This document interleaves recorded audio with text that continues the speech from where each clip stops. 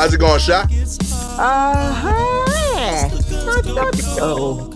Dad, what's new with you? I would say I'm proud of my ability to control my temper this week. You know, I've been Okay, I've so been working. we're not fighting young men in the street. We're not. No, not Okay, today. good. Not today. Okay, Work good. in progress. You know, I am genuinely like I feel like I do a good job with it overall, but like when I'm angry, I want to be very loud, and I Mhm. felt like I was I had a reason to be mad, but I didn't have a reason to yell, if that makes sense. Because I felt Yeah. like I thought about it and I was like, the situation sucks, but the person that did the thing wrong didn't do it on purpose. It was an accident, Mhm. right? And I'll tell y'all what now. So like when I park my car, I gotta open up the gate. And we kind of built the routine. I give my keys to my son, he opens up the gate, and then I pull in the car, he closes it. So we Mhm. did that, and then he has my keys. And like on occasion, he does like silly shit. Like he's like, I still got your keys. Like he keeps them and whatnot. And for the most part, it hasn't led to a catastrophe, but it's been close a couple times. Like I left once and he like remembered that he like still had my keys Mhm. when he, obviously I need them for the day to start and stop the car. But Right. he remembered early enough that like it didn't become a problem. Like if I'd have started my day and like I'm on the other side of like Brooklyn and I can't turn my car off and I got to Sure. make multiple stops, I would have legitimately been angry. So thankfully, anytime it would have been like a thing, his game hasn't caused that. And I enjoy that, like, he wants to be silly and play usually. Like, Mhm. there's a time for it, but for the most part, like, the stakes are low. I'm okay with that. Right. Yesterday wasn't even that. He just opened the thing, didn't remember to give me the key, but apparently he went to hang them, which is Mhm. what I do. Like, I hang them up on, like, my little key rack. Right. He hung them up on another rack, like the one for the family. I have my own separate one. Okay. And it fell. So Uh-oh. I didn't see them. I didn't Uh-huh. see them on the backup racks. They're not there. Now, my parents are in the Dominican Republic. My dad texts me for a favor, says, hey, can you do me a solid? Go throw out the trash at the other building. I said, cool. Kids are in bed. Gabby's in bed. And it's like 11 o'clock, 12 o'clock. Everyone's been Mhm. sleeping. And I'm about to go leave to throw out the trash now that everyone's in bed. I can't find my keys. Mhm. And this house is just far enough where like I don't want to walk. Like it's a mile away. Right. So like the drive would be like 5 minutes to walk is like 20 each way. Like that's Yeah. noticeable for me, you know? Mhm. So I'm like, I'm going through the process. I'm like, yo, this dude got my key. I know he got my key, playing a stupid game with my key. You know? Like Stupid games. it's you playing the stupid key game shit, whatever. It's cute, ha, but like I got shit to do. You know? So I'm like revving myself up in my fucking head in the living room. And then Right. I'm like, he a kid, he was just playing. He ain't mean no malice, and he probably like didn't realize that I have like adult responsibilities because kids don't do that, Right. and didn't see the repercussions of what the game caused. So Mhm. like, I talk myself down for me. And I'm like, all right, I'm gonna just go there. I'm gonna ask him where the key is. He's gonna tell me where the key is. I'm gonna be like, ha, but don't do this again. And life Mhm. goes on. I go in there, Sha. I knock on the door. He's groggy. I'm like, yo, Aiden, you have my keys. You open the gate. And he says yes, and then goes back to sleep. Like I ain't say Well, shit to this dude, Sha. Like the he, I cannot tell you how like I don't give a fuck about this conversation. His body reacted in that moment. He said, yup, I did that, and then went right back to sleep. And I'm not talking like he laid down. He Mhm. went full on, I'm snoring. And like it was so shocking to me that like I didn't know what like I was angrier, but that was after the like, did this happen? Like Mhm. reality that I was facing. Like I know for a fact my son knows I don't come into this, I don't even go to that side of the house, Sha. Mhm. I'm in your room at 1 a.m. Like the stakes should be high. Like, Right, something's going on. Yeah. And I'm saying, you have my key. So you already know this is a you thing specific. This ain't even like a general emergency. This is like, yo, you might be in trouble right now. Right. Talk this out. And like, show me that like it wasn't you or you on purpose. Mm-hmm. He just acknowledged that there might be a thing that happened that caused the problem, went back to sleep.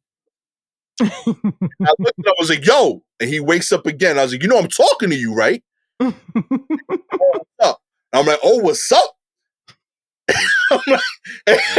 So like, I'm like, Aiden, did you close the gate? He's like, yeah, I did. I was like, okay, where did you put my key? And he like groggily gets up, still no sense of urgency, Mm-hmm. still no like, oh, my dad seems agitated. Mm-hmm. And I swear he picked up like 2 shirts. I don't see him. I was like, I know, I could have done that. Like, where you keep your stuff? What's your routine when you come home? Where do you keep your things? What were you wearing? Like, we got a problem solved right now. I need the keys. I gotta go. I'm locked in the house because of you. I got my keys. I'm like, that's great, Aiden. I'm glad you found your life. I need my keys, my G. Like, what are we doing here? I see him like, he like half-ass looks a little bit more, and then he looks, and then he just stops and just looks at me like, what we gonna do here? Like, he wasn't, he was so unconcerned with his safety that like it made me question, like, I know I'm a good dad, but am I being too good of a dad? That like, he thinks this is okay as a response. Like, do you understand that like I have a reason to be like, yo, this is nuts. Like, I know you have my keys, or at least you should know what you did with my keys. Right. You know, no level of like fear or concern or like any of that. And he just looks at me. I'm like, yo, go to bed. So I send him back to bed because I know I'm gonna lose my shit if we keep having this convo. Like, I'm like, this is, I'm gonna walk off the anger in this 1 mile walk because I know if I keep talking to you to find my keys, I'm gonna get tight. Mm-hmm. And in my head, I'm thinking like, he got school tomorrow. I can't fucking yell. I need him to be relaxed. He has a school day. I don't want my son being fucking groggy in class. It's fucked up. And he's not at his best right now. You know, he's groggy. He's sleepy. This isn't the normal him. So I feel like I'm talking myself down. Then he goes to bed. I hear him snoring instantly. Close the door. More agitated. I'm in the living room pacing. Like, I'm drinking water angry. You know, I'm slamming cups and shit. Gabby comes out. She said, what's going on? I was like, I don't got my fucking keys. I ain't yelling at him about it. Just so you know. Just so you know. I ain't yell at all. Like,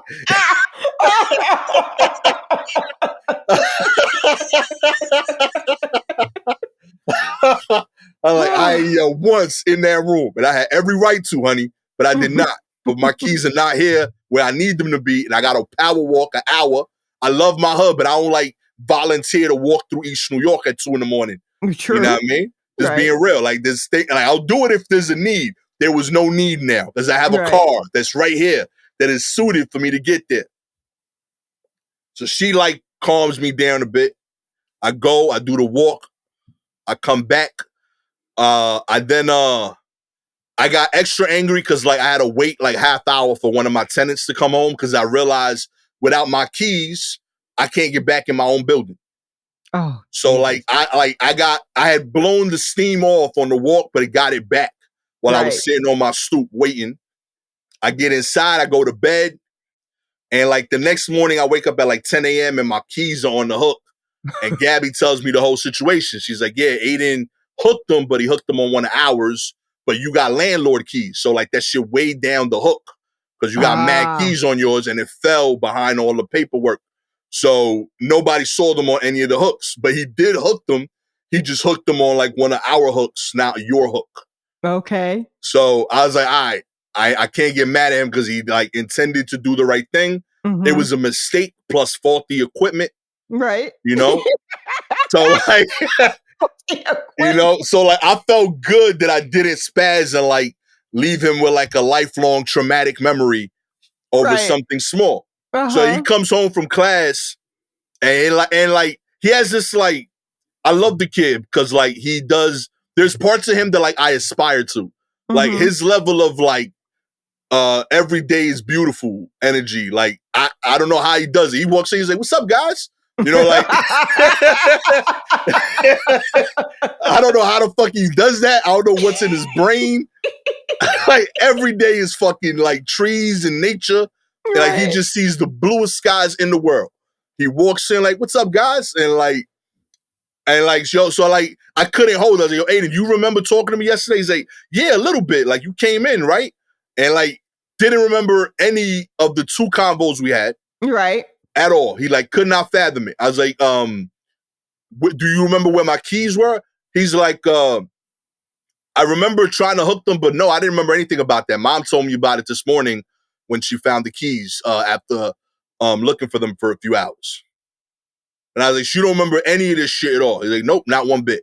And and like that's sincerely beautiful. That like he feels that's safe to me. Like I feel that's good. I feel like that's a good thing overall. That means that like he's living a good life. I feel like I'm not doing I'm providing a safe environment and I'm controlling the moments when I want to lose my shit. I explained to him, "Hey, learning opportunity here. Just so you know, you set off a crazy chain reaction yesterday."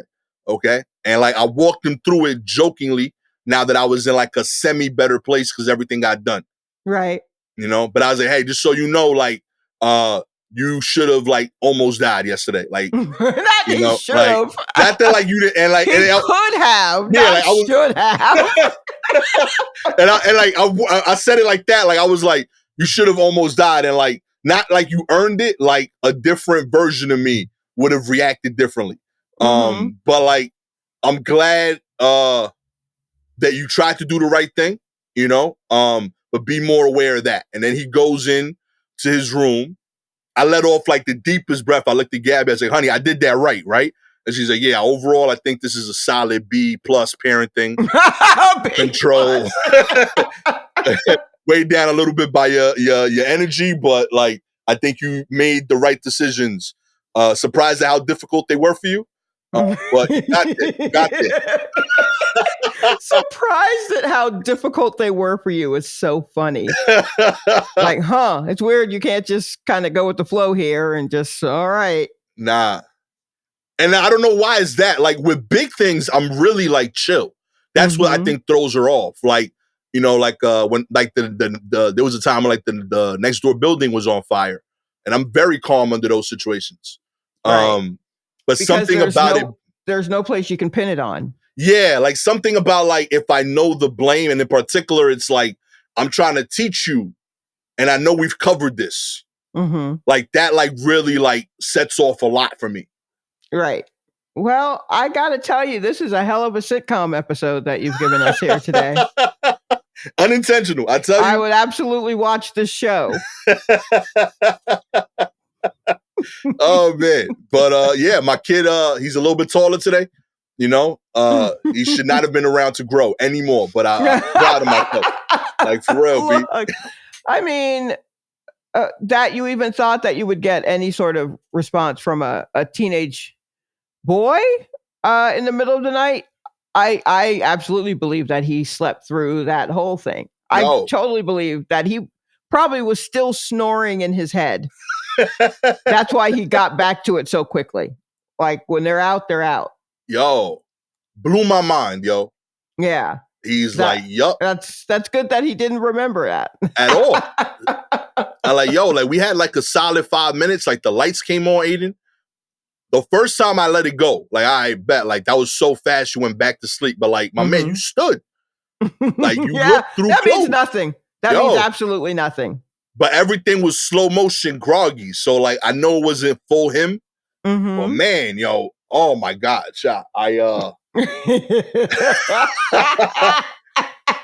yo.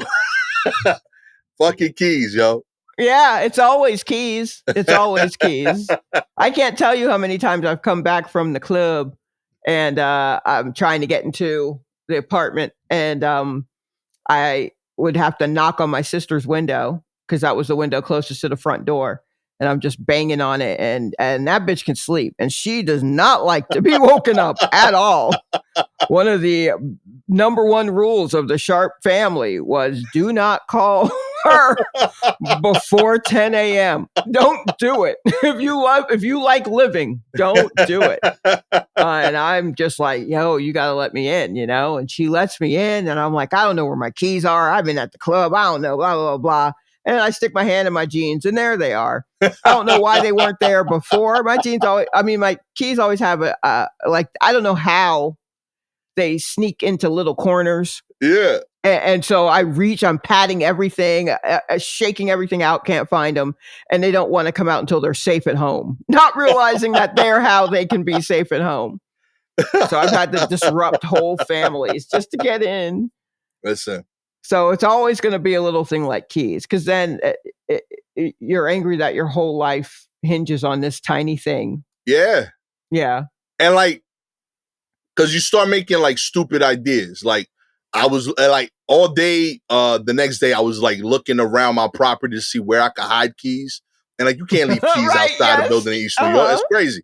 But like I gave that way too much of my energy. Like, yo, maybe like if I put this under this, like, I looked at the fridge that the corner store uses to sell ice. Uh-huh. I was like, I could keep it under that fridge. Wait, the one that's outside of the building? The one that's outside the building. They got a fridge outside. Do you know how many keys are probably already taped up under there? Honestly, a little surprised that not 2 of the bodegas have keys to your apartment anyway. Yeah, that's what my dad suggested. He's like, yo, you should tell the corner store to hold your keys. Yeah. I'm a little surprised you're not there with them. He was surprised. I think he's like, yeah, they got my keys and I live further than you. Like, he was like, I don't know why you don't do that. I was like, I don't know. Yeah, you could have just gone over to them. Yeah. You could have just got your keys. My parents weren't here, so I couldn't leverage them. Right. My sister didn't pick up. That was my first instinct. Like, I know she got my backups. She was gone. She was knocked out. She responded to me at like 5 a.m. I was like, nah, like people already like would have got yelled at by now. Like, we your response. Oh yeah, yeah. No, slow. you're already down a nephew. So. Yeah, like, your inheritance went up. That's about it. Yeah. But like, yeah, nah, that response time did not work. I don't get it. I'm trying my best. I feel like it's important, like, to acknowledge those things though. Like, I think growth is like, it's never finite. I think it's a process, you know. And I'm saying it. I don't think I'll ever have like full inner peace. But like, I feel like you won't. Yeah, I know I'm never gonna be some like super Zen person. No. But I think I'll have Zen moments. Mm-hmm. I also think that like 20s up to like 28-year-old me would have handled this wrong. Right. Yeah. You know? So I think that's improvement. You know? I think my son is better for it. You know? Yeah, he's alive. So he's alive. Yes. He's good. He's oblivious to what had happened. That's part of why I do these podcasts. I'm hoping that like I when he's like, you know, in his 30s, like someone like just starts sending him links of like, yeah, you remember this? Like, your dad almost killed you when you was like 12 because you forgot the keys or some shit. And it'll be like some real like hardcore niche fan of mine. Right. Just sending him articles the moments he did stupid stuff, and he can hear the other side and gain perspective as a man. You know? Yes. And maybe he's better for it. I'm really aspirational with the future of podcasts is archiving. Oh man. I will say I believe more in the future of archive podcasting than I do in my son's ability to put the keys on the hook. I mean, I want to say maybe he's learned this lesson, but he honestly won't remember this lesson until just before he goes to sleep again. Straight up. Like that's when the message was being given to him. He will now dream about keys for probably the next 10 years and just be like, what is that about? And not be able. And so this podcast will help him trace it back to that night. But it's going to be this podcast and therapy. That's how he's going to get there. my Gabby was like, so what have you learned from all this? And like Michaela cut me off and she's like, stop giving Aiden the keys. You know, just open it yourself. Oh man, let's get into the news. Okay. Speaking of tired little kids, McDonald's.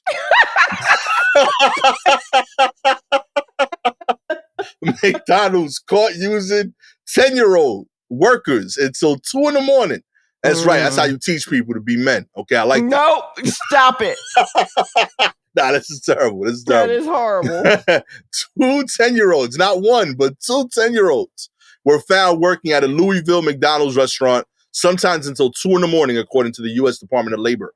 The revelation was part of an investigation into the child labor violations in the Southeast. The agency also found 3 franchisees that own more than 60 McDonald's locations in Kentucky, Indiana, Maryland, and Ohio that employed 305 children to work more than the legally permitted hours and perform tasks prohibited by law for young workers. The franchisees, Bauer Foods, Archways Ridgewood, and Bell Restaurant Group did not immediately respond to a request for comment. CNN has also reached out to McDonald's for comment directly. Investigators from the department's Wage and Hour Division found 2 10-year-old workers at a Louisville McDonald's restaurant among the many violations of federal labor laws committed by the 3 Kentucky McDonald's franchisees operators. Investigators also determined the 2 10-year-olds children were employed but not paid and sometimes worked as late as 2 a.m. The 3 franchisees face a combined $212,754 in civil money penalties for the child labor violations. Too often, employers fail to follow the child labor laws that protect young workers, said Karen Garnett Civils, the agency's Wage and Hour Division District Director. Under no circumstance should there ever be a 10-year-old child working in a fast food kitchen around hot grills, ovens, and deep fryers. What do they have? Okay, this return to child labor is confusing to me, right? Because I'm like, why? I thought that the children were our future, right? Right. And it was just like, why would we do this to the children? Why are we making the kids do this? Right. What's the situation for a kid where they have to, first of all, at 10, 11, 12, 13, what are they doing that they need to get a job at McDonald's to begin with? Right. Right. And what's happening for them that they need those jobs? And then why are we okay with, like, what is happening? Because there's been a good amount of legislation recently in some states, some of these states maybe, or something like this, where they are loosening child labor laws. And then my roommate mentioned that it might actually be migrant children that they are having work. The children who were in cages a few years ago are now possibly work. Like, it's such a fucked up situation. Yeah. And I say that as a 15-year-old who worked at Stone Mountain Park in the funnel cake booth. Okay. Cotton candy and funnel cake. They shouldn't have had me out there. Why would they have me out there? Well, I had drill team. I owed drill team money. So yes, I had a thing, but I was working towards, I had to pay for drill team camp and stuff, so that's what I was working towards. And that's awesome. But that does, I don't know if that makes it right. Also, that's older than 10. At 10 is madness. 10, you should strictly be babysitting. And I don't even know if you should be babysitting. I just know that that's what I was doing. But like, I don't understand the why. I don't understand why you would have these kids doing this. Like, why? And then not paying, like, why? Is this keeping them from paying people who want minimum wage? Yeah. A higher minimum wage, like, are they like, great, so now the minimum wage, let's say the minimum wage is $15. I don't feel like paying that. So instead I'll get 2 10-year-olds to be in here slicing onions or whatever the fuck. Yeah. And I don't understand. My my brain is too pure of heart to understand why anyone would do this. Yeah, this bothered me a lot. Yeah. As I just mentioned, I have 2 kids, 13 and 14. Would not trust either of them with a job. One of them almost. But one of them a hard no. And yeah, he's losing keys. Yeah, he's losing keys. Like and you lose a McDonald's set of keys, that's it. That place is closed, you know. You're ain't 24 hours no from more. all the fast food joints. You know, they trying to get the breakfast all day, and you out here shutting down the whole restaurant. Yeah, they can't have that shit.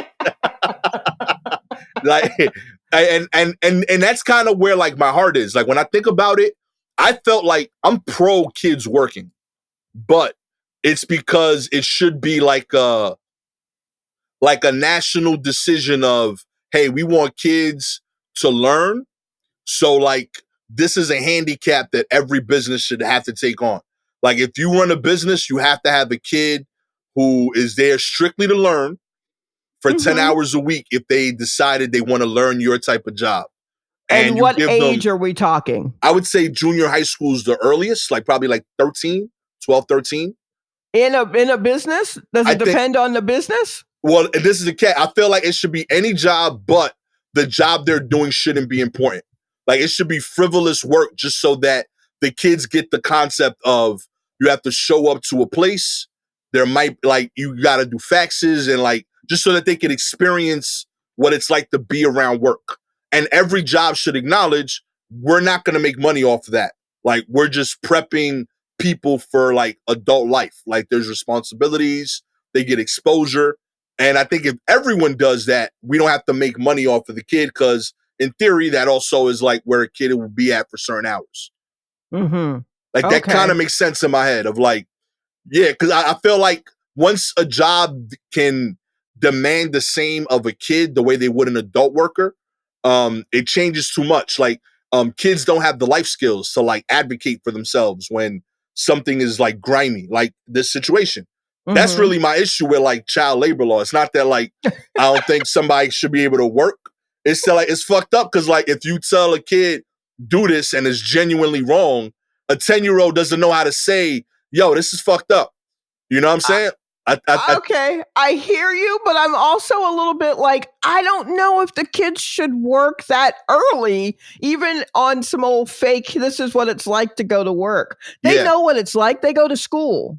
Fair. Okay. They fair. transfer that. I don't know. It feels a little, I mean, well, you know, and 10 is crazy in general, by the way. 10 is wild. 10. Yeah, it is. That's not, that's no good. I remember me at 10. I was a mess. No, don't do that, please. No. But I feel like that was a year that I cursed nonstop. Oh. Maybe I should have been working. I still got wall coloring at 10.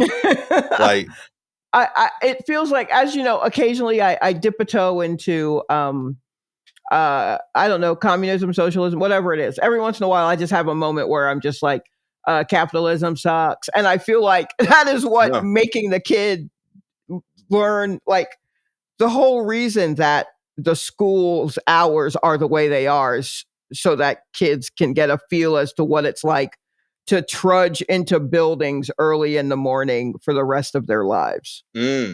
So, because the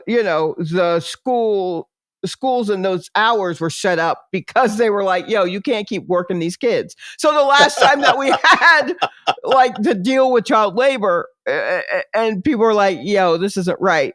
Let's send them to school. We'll make school the same hours as your work hours. Okay. And that way they're away, they're in a place, they're learning. And then when it's time, when you inevitably have to pull them out of school to help you till the land, they know the hours. Right. They're used to it, right? So it's an indoctrination of sorts already. So I feel like we don't have to. And also, I don't know if any of you have been around junior high or middle schoolers lately. Those are the worst ages. Those are the worst ages. I don't want them anywhere near my computer. I don't want them anywhere near my fax. I don't want them anywhere near my printer, my copier. Get out of here. Like I got to throw away butt prints all day because I put a couple of 13-year-olds in my office. No, not doing it.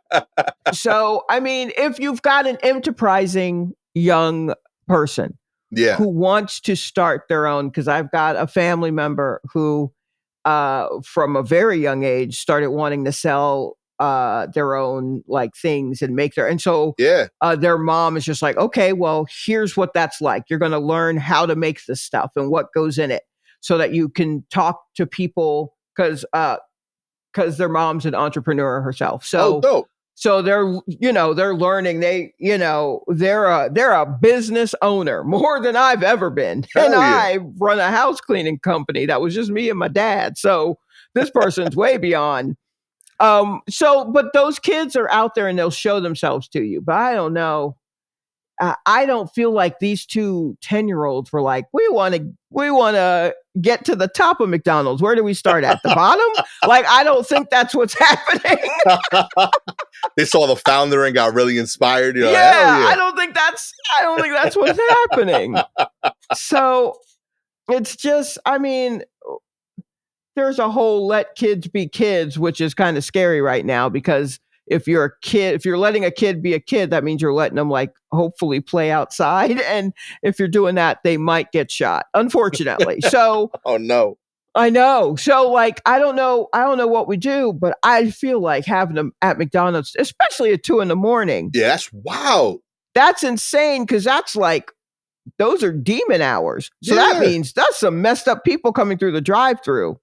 Yeah, even their coworkers. Want your child seeing that, handing them Sprite to these fucked up people who shouldn't be driving.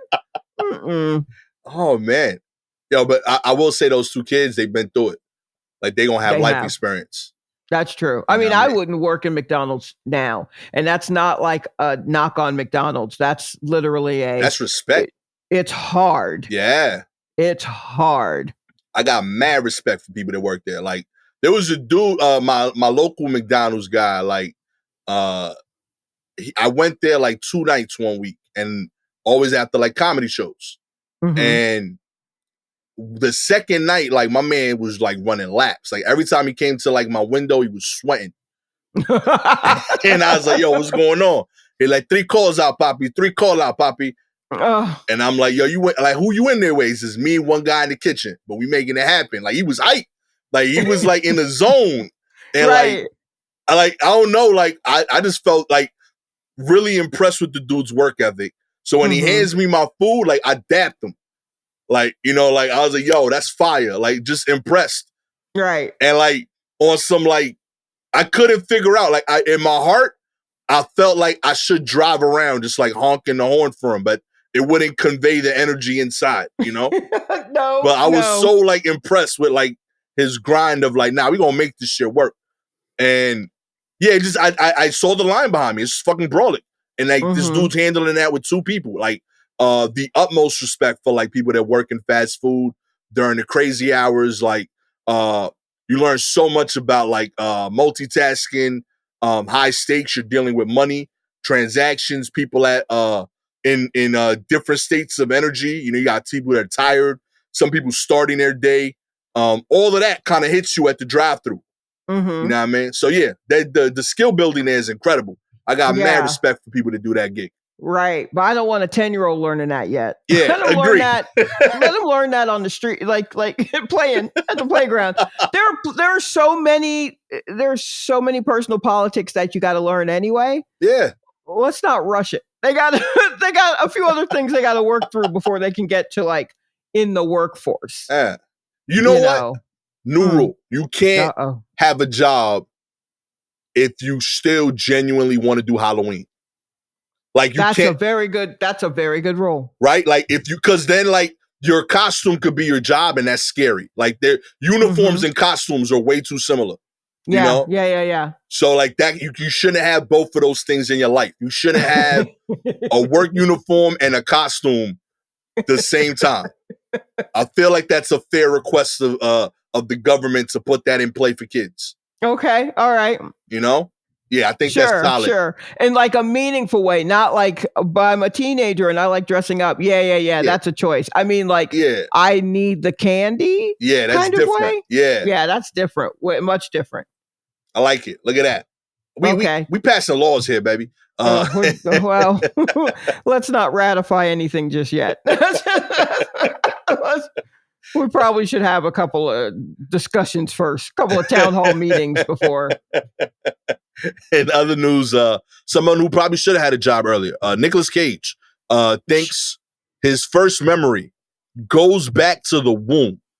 Of course he thinks that. That's right. Nicolas Cage was on Stephen Colbert, and the Late Show host went through a series of prompts with the 59-year-old actor, and one of them elicited a very interesting response. When asked what his earliest memory was, Cage said he remembers being in his mother's womb.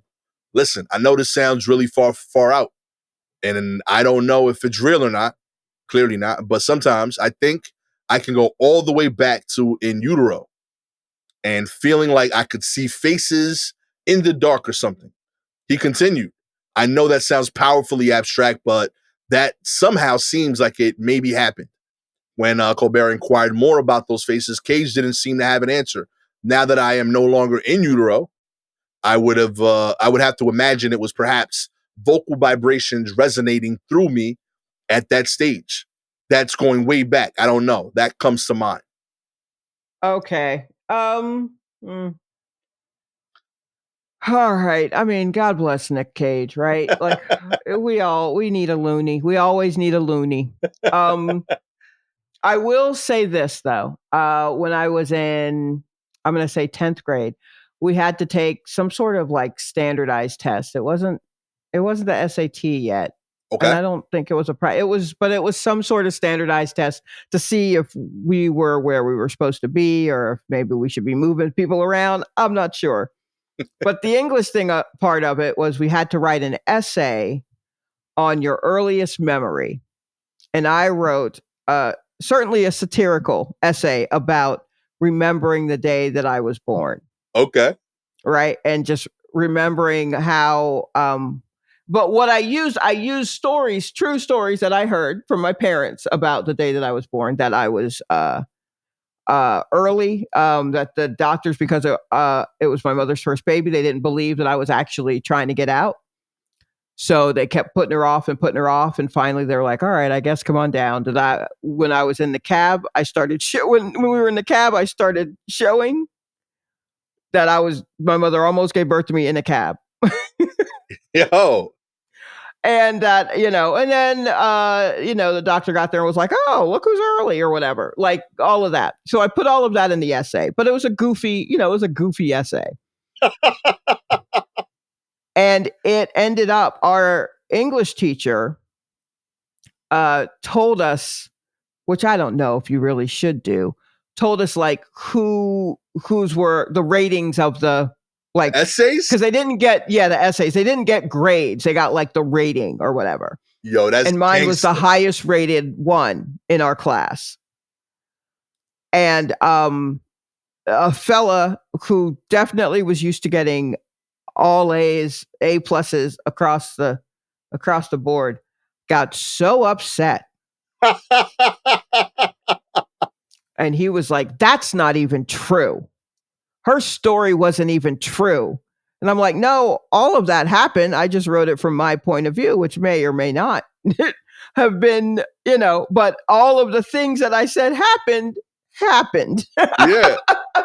But he was just like, how does she even get higher than me? That's not even true. He just said it over and over. And I'm just like, oh no, I'm upset. We made up. Not that we were friends. But he was kind of difficult to know. But we made up in our own kind of way. But yes, yep. I also said that I remember things from the womb. So, it's whatevs. Okay, Nick Cage, whatever. Be a little weirdo. We love you. That's great. Oh, that's so awesome. Yeah, I would love to know what that guy does now. Like, man, I've tried to look him up, but he has a very basic name and it's kind of hard to find. But yeah, I have tried to look him up. I hope he's okay.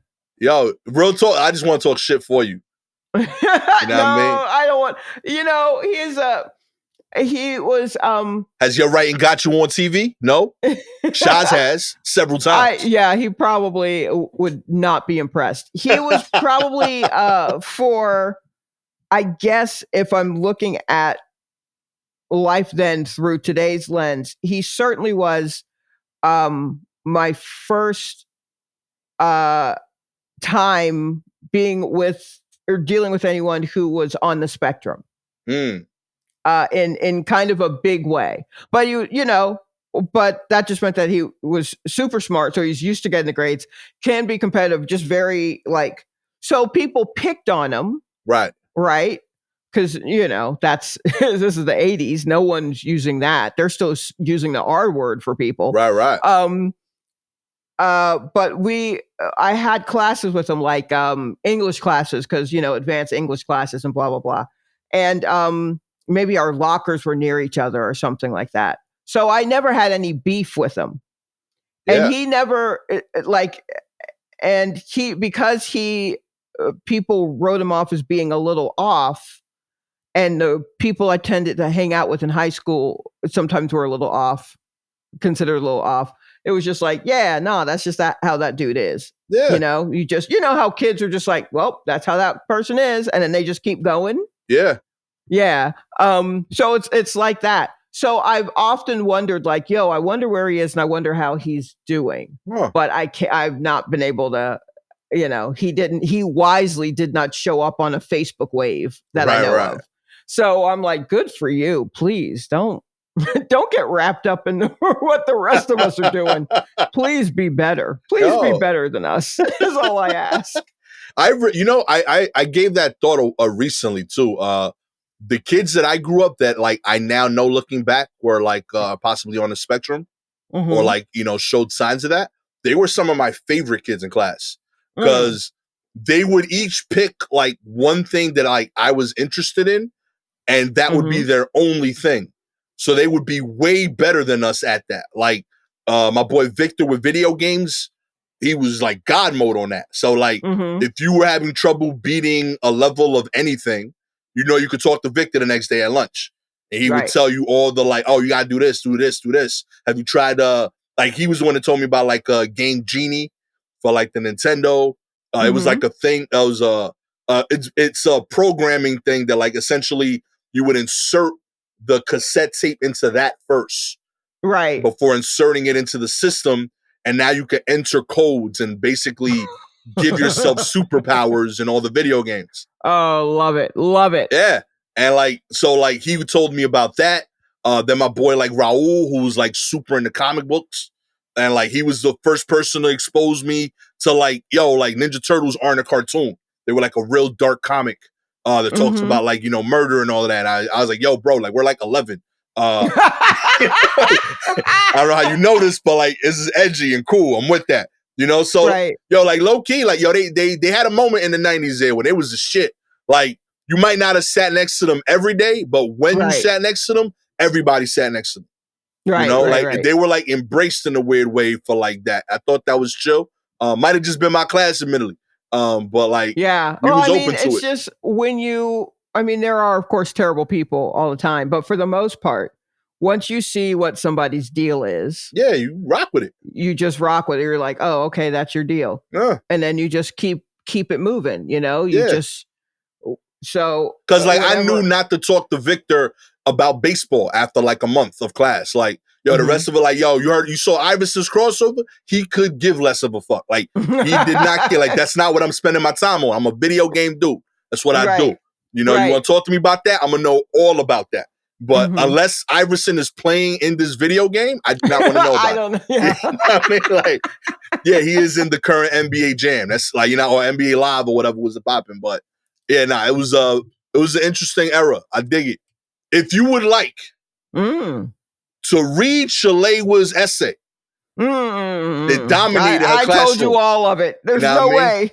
I do have diaries, but not exactly from the womb.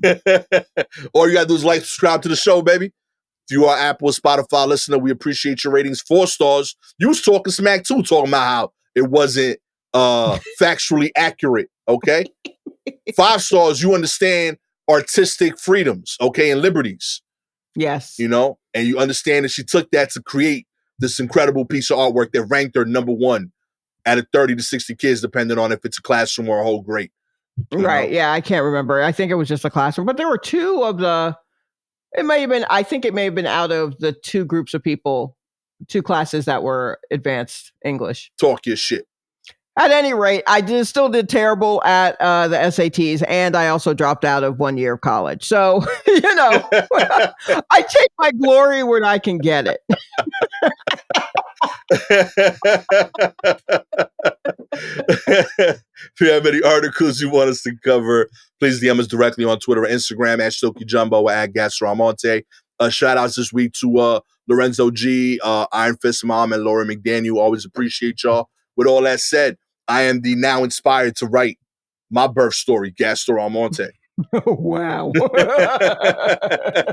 I got to write a real one and one for the Dominican Republic because my dad got a fake birth certificate over there. So we're going to make it happen, baby. Oh, my God. With my inspiration, baby birth poet Lorette, Shalewa Sharpe.